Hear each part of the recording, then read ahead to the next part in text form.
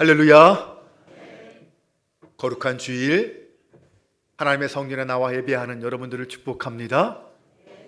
오늘이 주일이라는 것을 기억하고 있다는 것은 당연한 일이 아닙니다.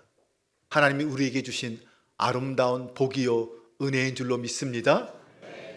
그 복을 받은 사람으로서 옆에도 그 복을 받은 사람이 있잖아요. 그분을 보면서 이렇게 인사하겠습니다. 뭐라고요? 당신의 장점을 좋아하지만 단점까지도 사랑합니다. 네. 여러분의 사랑이 단점까지도 사랑할 수 있기를 바랍니다. 그러면 오늘 싸움은 안 일어날 것이라고 믿습니다. 집에 가서 싸우는 일이 벌어진다면 하나님 앞에 거짓 고백한 것이요. 네, 오늘은 사순절 세 번째 주일입니다. 예수님의 십자가를 기억하고 감사하며 고난에 동참하는 한 주간 되시기를 바랍니다. 나이가 들면서 만나는 사람들이 자주 하는 말이 있습니다. 기억이 가물가물하다. 자꾸 까먹는다. 돌아서면 잊어버린다. 걱정입니다. 그렇게 말하는 분들 보니까 이미 나이가 지긋이 들으신 것 같아요. 아닌가요? 기억력과 나이와의 상관관계를 우리가 다 알 수는 없지만 하루에도 몇 번씩 금방 해야 할 일을 잊어버리고 돌아서면 잊어버리고 소지품도 자꾸 잊어버리는 것을 경험합니다.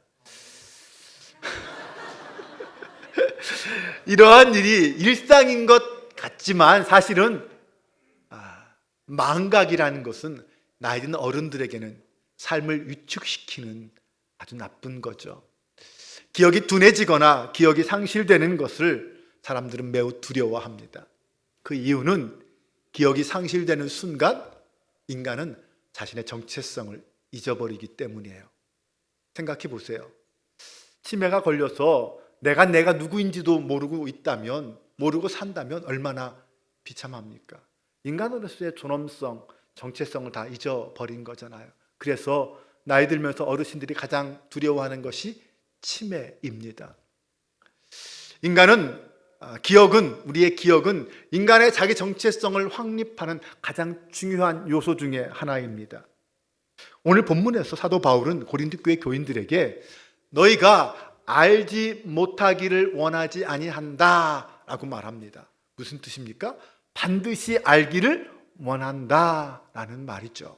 네, 신앙인이 반드시 알아야 할 것, 결코 잊어버리지 않고 기억해야 할 것이 있다는 것입니다. 오늘 본문 1절을 공동번역 성경에서는 이렇게 번역했어요. 형제 여러분은 다음과 같은 사실들을 꼭 기억해 두셔야 합니다. 이렇게 번역했습니다. 그러면서 바울은 지나온 이스라엘의 역사 속에서 가장 중요한 사건 중에 하나인 이 출애굽 사건을 이야기하면서 그 사건을 예수 그리스도의 구원 사건과 연결시켜서 우리에게 반드시 기억해야 할 것이 있다. 그것이 무엇인지를 하나하나 가르쳐주고 있습니다. 출애굽 당시 있었던 사건들이 지금 여기에서도 1세기 당시의 고린도 교회 성도들에게도 동일하게 일어나는 은혜다라고 말하는 것이죠. 시대적인 상황은 조금씩 다를지 모르지만 인간의 실존이 경험하는 본질적인 문제는 다 서로 비슷하기 때문입니다. 따라서 바울은 고린도 교회 성도들을 향하여 그 하나님의 구원과 은혜의 사건들을 기억하고 하나님의 뜻을 따라 순종하며 살아야 온전한 구원의 사람으로 살아갈 수 있다라고 말하는 것입니다. 또한 반대로 하나님의 은혜와 그 구원의 사건들을 기억하지 않고 잊어버린다면 그 결과 백성들의 삶은 어떻게 되는지를 예를 들어서 설명하고 있습니다. 바울은 지금 구약의 말씀들을 새롭게 해석하면서 우리의 신앙의 근본적인 것이 무엇인지를 우리에게 알려주고 있습니다. 그럼 먼저 그 구원의 복된 삶을 살기 위해서 우리가 반드시 기억해야 할 것, 잊지 말아야 할 것은 무엇일까요? 오늘 말씀에 여러분들이 집중하지 않으시면 도대체 무슨 말을 하는지 잘 깨닫지 못할 수 있습니다. 그러므로 귀를 쫑긋 세우고 집중할 수 있기를 바랍니다. 1절부터 4절까지를 화면을 보면서 다 같이 함께 읽어보겠습니다. 형제들아, 나는 너희가 알지 못하기를 원하지 아니하노니 우리 조상들이 다 구름 아래에 있고 바다 가운데로 지나며 모세에게 속하여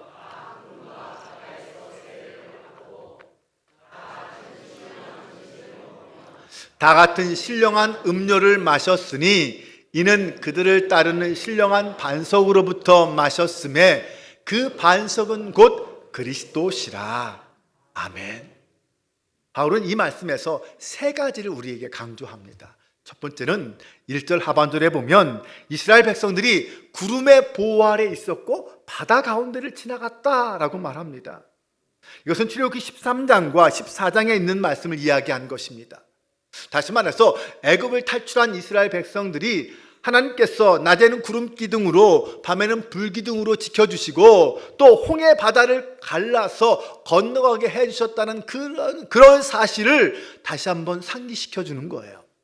네, 구름 아래 있었다는 것과 바다 가운데 지나갔다라는 것은 단순히 역사적인 어떤 사실을 일깨워 주는 것이 아닙니다. 노예가 되었던 신분에서 자유인이 되었다라는 것을 이야기하는 거예요. 애굽에 속했던 사람이 이제 가나안에 속한 사람이 되었다. 하나님의 백성이 아니었던 사람이 하나님의 백성이 되었다라는 것을 말하는 것이죠. 바로 그것을, 그 하나님의 은혜를 기억하라라는 것입니다. 두 번째 2절을 보면 이스라엘 백성들은 구름과 바다에서 세례를 받아서 모세에게 속하였다라고 말합니다. 고린도 교회 교인들이 물로 세례를 받아서 그리스도에게 속한 것처럼 이스라엘 백성들 역시 애굽을 탈출한 다음에 구름과 그리고 홍해 바닷물을 건너면서 세례를 받아서 모세에게 속하게 되었다라고 말하는 것이죠. 애굽이 죄와 사망의 상징이라면 가나안을 향하는 그 길은 생명과 복의 상징입니다. 이스라엘 백성들이 홍해를 건널 수 있었던 것은 하나님께서 홍해를 갈라주시고 그 바닥을 마르게 해주셨기 때문이었습니다. 여러분 생각해 보세요. 이스라엘 백성들이 홍해를 건너는데 그것을 건너기 위해서 그들이 한 것이 뭐 있습니까? 이스라엘 백성들이 한 것은 아무것도 없어요. 그들이 열심히 헤엄을 친 것도 아니에요. 그렇다고 열심히 배에서 노를 저은 것도 아닙니다. 홍해가 열리고 길이 마른 것은 전적으로 하나님의 은혜였습니다. 여러분, 우리의 삶에 적용해도 마찬가지예요. 우리가 그리스도인이 되고 세례를 받아 하나님의 자녀가 된 것은 우리의 능력이나 지혜나 우리의 어떤 선함 때문이 아닙니다. 오직 하나님의 은혜가 죄악이 가득한 이 세상에서 우리를 불러주시고 우리를 그리스도인으로 세례받은 하나님의 자녀로 만들어 주신 것이죠. 홍해를 건넌 이스라엘 백성들에게 그들은 더 이상 애굽으로 돌아갈 수 있는 길은 없었습니다. 이제 오직 가나안 땅으로 가야만 했어요. 우리도 예수 그리스도를 믿기 이전으로 돌아가는 길은 없습니다. 이제 예수님을 믿고 예수님을 목적으로 삼고 하나님 나라를 향하여 전진하는 것밖에 없어요. 여러분, 이 사실을 기억하라라는 것입니다. 세 번째로 3절과 4절을 보면 이스라엘 백성들은 신령한 음식을 먹고 신령한 물을 마셨다라고 말합니다. 이 신령한 음식은 뭘 말하는 걸까요? 네, 만나를 이야기하는 거죠. 만나가 무엇입니까? 광야에서 하나님께서 이스라엘 백성들을 40년 동안 먹인 음식이 만나입니다. 이 만나는 몸을 위한 음식이었습니다. 그런데 바울은 그 만나를 육체의 음식이라고 하지 않고 신령한 음식이라고 말합니다. 왜 만나가 신령한 음식일까요? 만나는 땅에서 난 게 아니에요. 하늘에서 내렸기 때문이죠. 또한 하나님의 명령에 따라 줍고 먹어야 했기 때문입니다. 하나님께서 이스라엘 백성들에게 만나를 하루 분만 취하라고 했어요. 그랬더니 좀 많이 거둔 사람도 남지 않았고 좀 모자라게 거둔 사람도 부족하지 않았다고 했습니다. 그런데 욕심을 부려서 혹시나 내일 안 내릴까 봐 이틀치 3일치를 거두었 사람이 있었는데 그랬더니 그 다음날 벌레가 생기고 냄새가 나서 먹을 수 없었다고 그랬어요. 하나님의 말씀에 순종하지 않으면 그 삶이 썩고 냄새가 날 수 있습니다. 그런데 안식일 전날에는 이틀분을 거둘 수 있도록 말씀해 주셨습니다. 그랬더니 그 다음 날에도 만나는 아무 이상이 없었다고 합니다. 이것은 하나님께 순종하고 그 말씀대로 살면 하나님이 그 생명 책임져 주신다는 뜻이죠. 그래서 그 몸을 위한 음식이 신령한 음식이 된 것입니다. 오늘 우리도 하나님 앞에 말씀에 순종하며 살면 우리가 먹는 음식조차도 신령한 음식이 될 수 있다는 것을 기억하시기 바랍니다. 주님께서는 사람이 떡으로만 살 것이 아니라 하나님의 입에서 나오는 말씀으로 살 것이라고 했습니다. 이스라엘 백성들이 광야에서 매일매일 만나를 먹었던 것처럼 오늘도 우린 이 시간 매일매일 영적 생명을 가진 자로서 영의 양식은 하나님의 말씀을 먹어야 할 줄로 믿습니다. 여러분, 광야에서는요 식당도 없었고 빵집도 없었어요. 우리가 좋아하는 갈비집도 칼국수집도 없었습니다. 그렇기 때문에 배고픈 광야의 이스라엘 백성들에게는 그 만나는 절대적으로 필요했던 음식이었습니다. 오늘날 우리가 영적인 삶을 추구하는 그리스도인이라면 우리에게 절대적으로 필요한 양식이 있습니다. 하나님의 말씀이에요. 그 말씀을 먹어야 영적 삶을 살아갈 수 있습니다. 만나에 대해서 예수님께서 요한복음 6장에서 이런 말씀을 하셨습니다. 다 같이 함께 읽어보겠습니다. 내가 곧 생명의 떡이니라. 너희 조상들은 광야에서 만나를 먹었어도 죽었거니와 이는 하늘에서 내려온 떡이니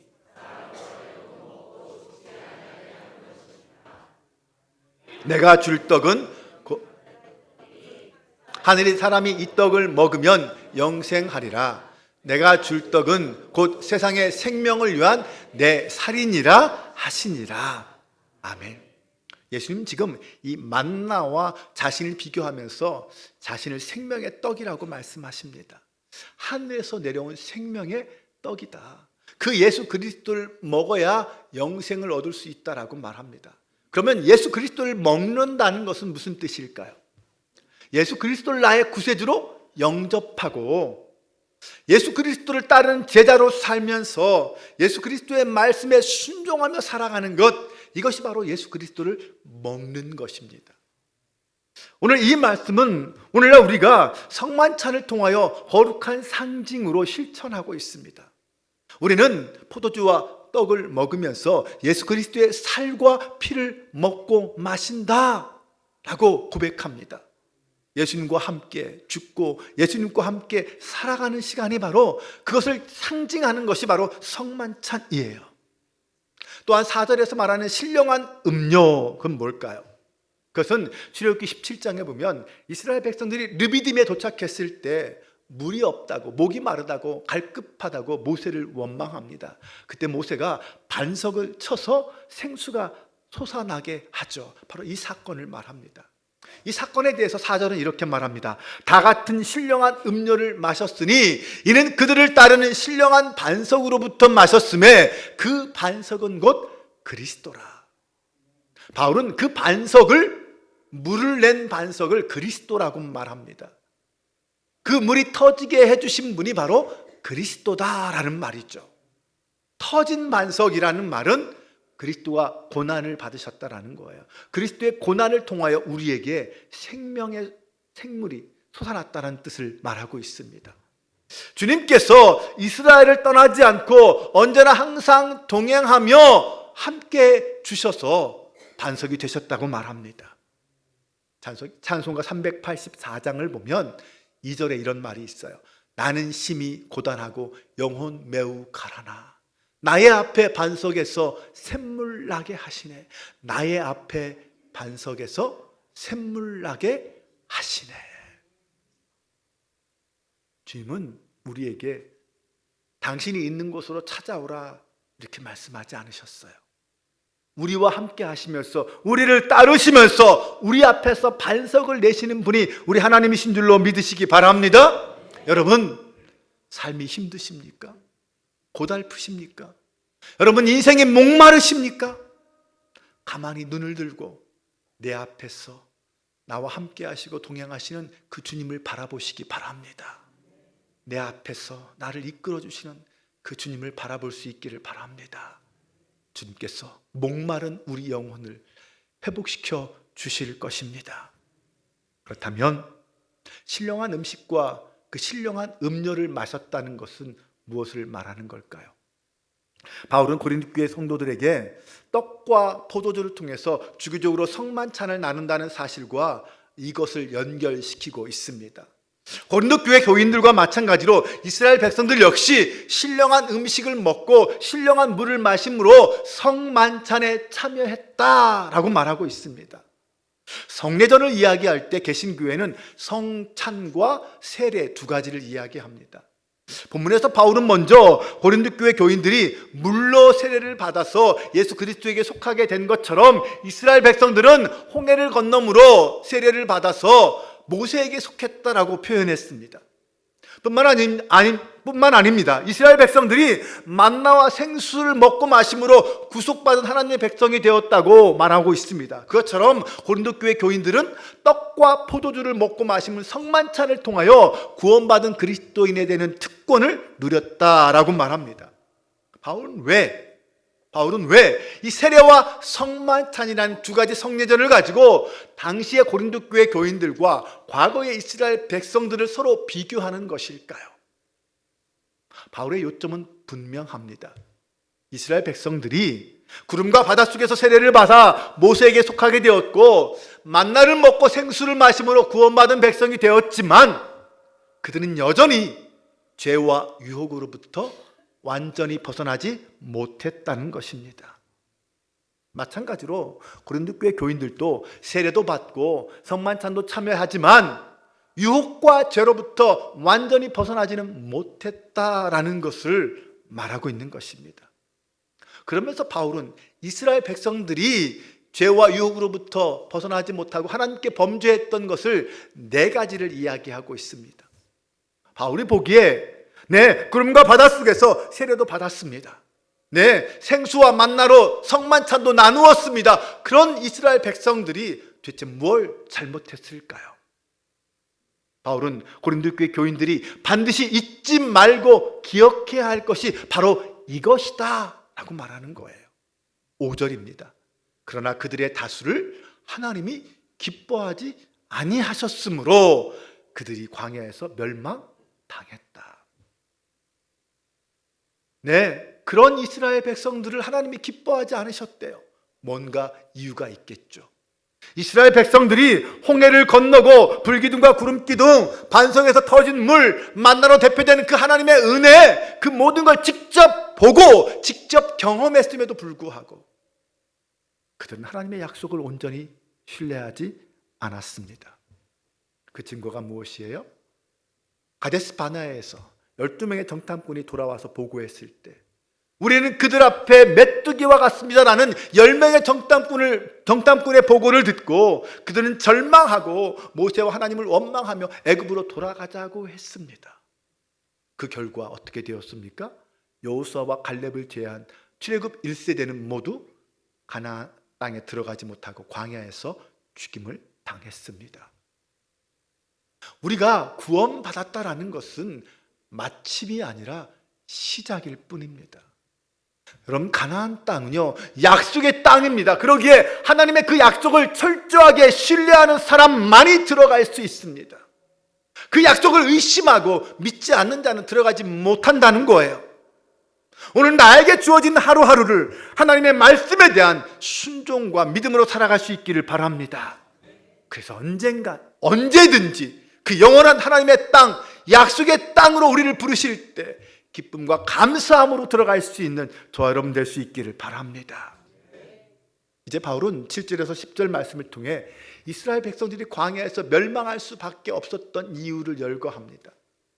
1절에서 4절을 통하여 받은 그 하나님의 구원 사건, 그것들을 망각하고 7절에서 10절까지의 죄악된 행위를 범함으로써 그들은 하나님을 기쁘시게 하지 못했습니다. 그 7절에서 10절 말씀을 다 같이 화면을 보면서 읽어보겠습니다. 그들 가운데 어떤 사람들과 같이 너희는 우상 숭배하는 자가 되지 말라. 기록된 바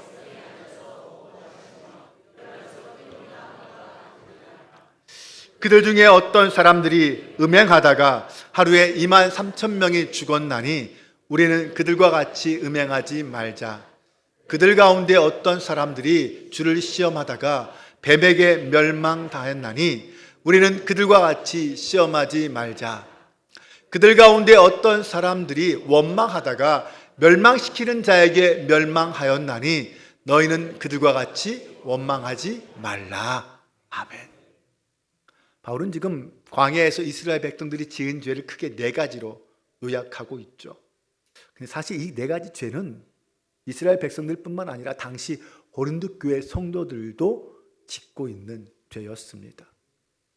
첫 번째가 우상 숭배를 했다라고 말합니다. 그 출애굽기 32장에 금송아지 우상 숭배 사건을 말하는 것이죠. 두 번째로 이스라엘 백성들이 성적으로 타락했다라고 말합니다. 이건 민수기 25장에 나오는 말씀으로서 이스라엘 백성들이 가나안 땅을 앞두고 시딤에 머물러 있을 때 모압 여자들과 간음하고 음행하고 모압의 신인 바알 부울에게 전하는 사건들이 벌어집니다. 그 사건으로 인해서 연병으로 2만 4천 명이 목숨을 잃습니다. 세 번째로 이스라엘 백성들은 하나님을 시험하는 죄를 저질렀다라고 말합니다. 그것은 민수기 21장에 나오는 이야기로서 에돔으로 우회하는 길로 돌아서자 이스라엘 백성들이 하나님을 원망합니다. 직접 가나안 땅에 돌아가지 않고 또 돈다라는 거죠. 그러다가 결국 하나님이 불뱀을 보내셔서 불뱀으로 수많은 사람들이 목숨을 잃습니다. 그때 모세가 놋으로 뱀을 만들어서 장대 위에 달고 그 놋뱀을 본 사람들은 다시 살아나게 되죠. 네 번째는 이스라엘 백성들이 하나님께 원망과 불평을 쏟아놓는 죄를 저질렀다라고 말합니다. 민수기 14장에 있는 이야기, 아까 말씀드린 정탐꾼 사건입니다. 그 사건으로 인해서 이스라엘은 40년 동안 광야에서 방황하게 되었고 가나안 땅에 1세대는 들어가지 못하게 되죠. 믿음 없는 원망의 결과는 멸망이었습니다. 여러분, 이스라엘 백성들은 구름과 바닷속에서 세례도 받았어요. 신령한 만나도 먹고 신령한 생수도 마셨어요. 성만찬도 참여했죠. 그들은 거룩한 백성이 되었습니다. 그럼에도 불구하고 그들은 이렇게 수시로 죄를 지었습니다. 우상 숭배, 간음, 시험과 원망, 이런 죄의 유혹에 너무나도 쉽게 넘어갔습니다. 그래서 결국 이스라엘 백성들은 하나님이 좋아하지 않으셨어요.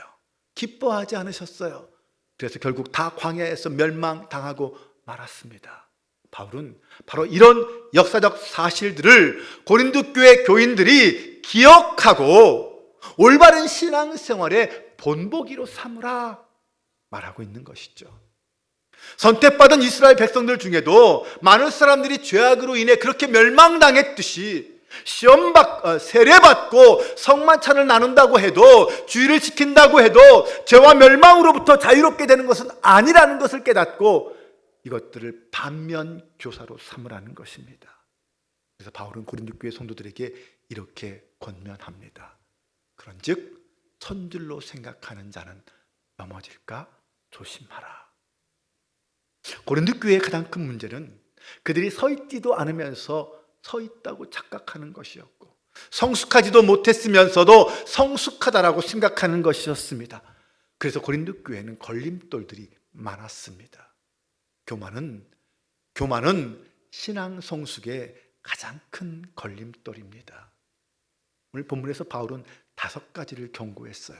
우상 숭배와 간음, 하나님을 시험하는 것, 원망하는 것, 그리고 마지막 교만하지 말라. 이런 것들은 당시 고린도 교회에서 만연했던 문제들이었습니다. 여러분, 이제는 우리 차례입니다. 하나님은 우리에게도 동일하게 요구하십니다.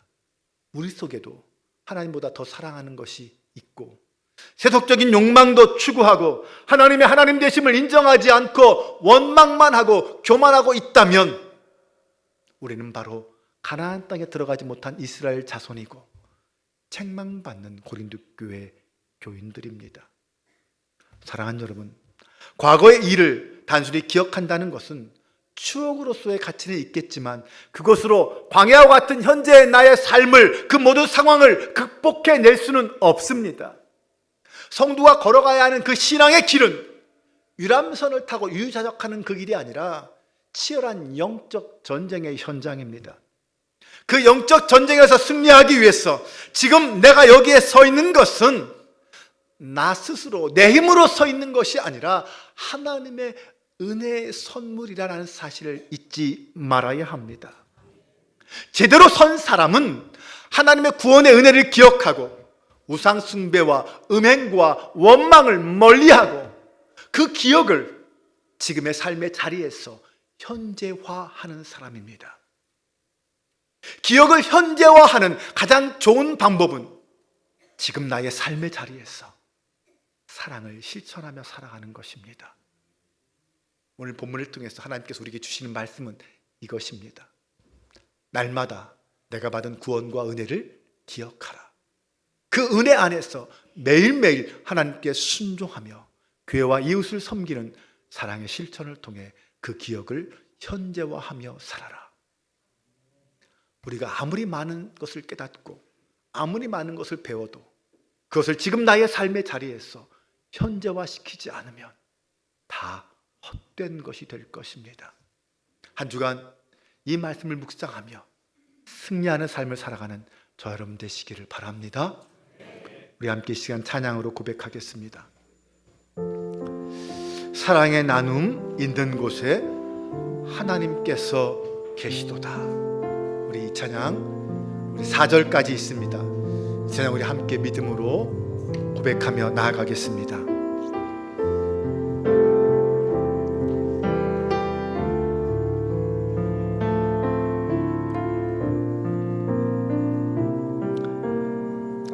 사랑의 나눔 있는 곳에 사랑의 나눔 있는 곳에 하나님께서 계시도다. 하나님께서 계시도다. 기도의 섬김 있는 곳에 기도의 섬김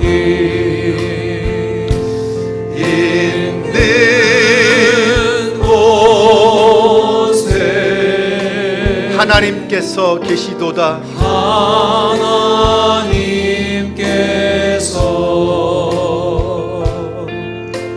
계시도다.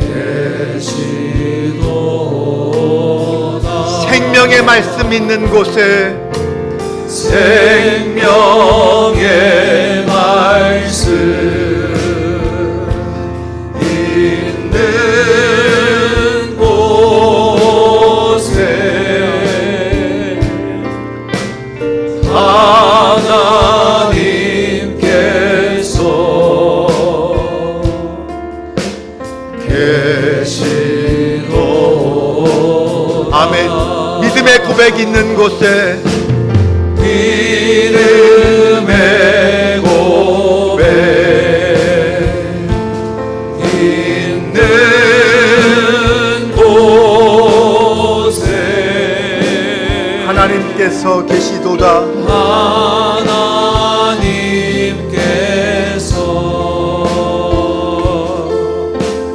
계시도다. 우리 함께 이 시간 눈을 감고 기도하기를 원합니다. 우리는 날마다 구원을 기억하며 감사하며 고백하며 살아야 합니다. 나아가 날마다 내 삶의 현장에서 사랑을 실천하며 구원을 완성하며 살아야 합니다. 성령님, 나의 삶의 자리에서 날마다 나와 함께 하심을 믿습니다. 날마다 나에게 새 힘을 더하여 주시고 승리하게 하여 주옵소서. 이 시간 나같이 그 마음으로 그 믿음으로 주여 한번 외치고 기도합니다. 주여, 우리를 사랑하시고 우리와 함께 하신 주님을 찬양합니다. 하나님, 나에게 구원의 자리에 있게 하시고 하나님을 믿는 믿음의 사람으로 서게 하시는 것 감사합니다. 하나님, 구원받은 주의 백성을 이 땅을 살아가게 하여 주옵소서. 아버지 하나님, 날마다 삶의 현장에서 하나님의 이름을 부르며 찬양하며 하나님의 영광을 부르게 하시고 구원받은 주의 백성을 이 땅을 살아가게 하여 주옵소서.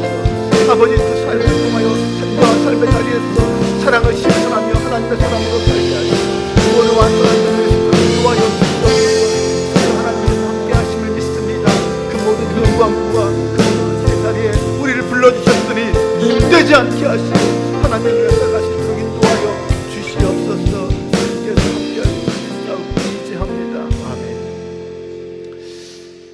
사랑과 은혜의 아버지 하나님, 오늘 우리에게 섬길 수 있는 교회와 이웃을 주신 것 감사합니다.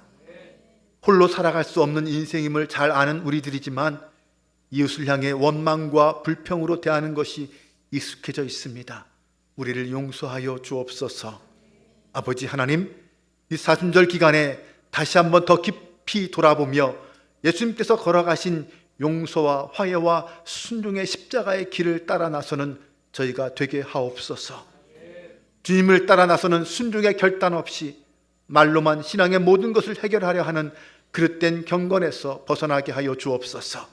그 길이 비록 고달프고 힘겨울지라도 그 길이 생명과 평화와 사랑과 정의가 실현되는 길이라면 마다하지 않고 걸어가는 용기도 허락하여 주옵소서. 이 시간 병중에 있는 성도를 위하여 기도합니다. 그들 속에 먼저 구원의 은혜에 감사하는 마음을 주시고 그 신앙 고백 위에 회복의 은혜가 있게 하여 주옵소서. 슬픔에 빠진 가정을 위하여 기도합니다. 주님의 위로와 회복의 은혜가 있게 하여 주옵소서. 사랑의 하나님, 세계 곳곳에서 일어나고 있는 분쟁과 내전과 전쟁에서 상처받은 그 영혼들을 불쌍히 여겨주시고 회복과 소망의 길로 인도하여 주옵소서. 오늘도 우리로 하여금 주의 길을 걷도록 이끄시는 성령의 은혜를 의지합니다. 매 순간 그 은혜를 잊지 않고 살도록 성령 충만하게 하옵소서. 우리 교회와 성도와 이웃을 뜨겁게 사랑하며 살게 하여 주옵소서. 우리 주 예수 그리스도의 이름으로 기도합니다. 아멘.